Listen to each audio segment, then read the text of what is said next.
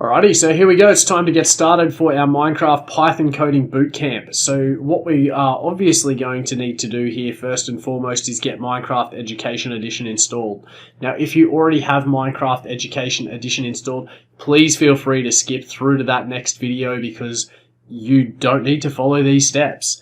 So if we jump across into Google and just type in Minecraft Education Edition, it'll bring us to a link that looks like this one. So you can jump straight to the homepage here and you'll see that there's a download button right there in the middle. And if we click on that one, it will identify which system or operating system you are using.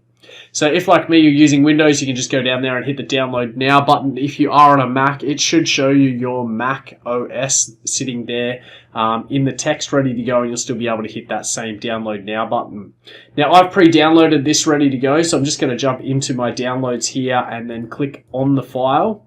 So it's going to slowly bring up a few things for us. So I'll have to drag these across back onto my second screen. And you can see here, basically, which language do you want? So for me, this is going to be English. There are obviously all of the other options that you can select there as well. And when I hit next, it brings up the installer options. So I'm just going to work through these here. So click next. We do have to accept the license agreement. You may choose to read that if you like. I'm going to click next on that one there, and then you can see here that it is asking me where I want this installed. So I'm just going to drop it into the default directory that Microsoft is setting that up in. So I'm just going to continue to click next. I do want a desktop shortcut, which makes it nice and easy, and then I'm going to hit install.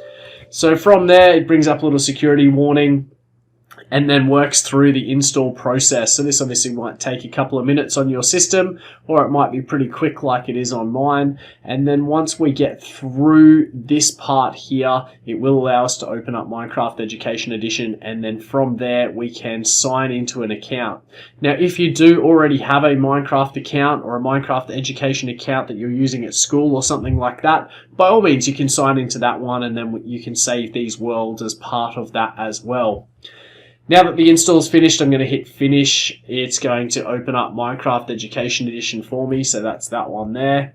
And then it's going to ask me to sign into my account. Now you may find that you already have some accounts that are set up ready to go. Mine are blurred out just so that I can keep my email private. But when I click on my email here, it will then sign in and then give my character a position sitting there ready to go.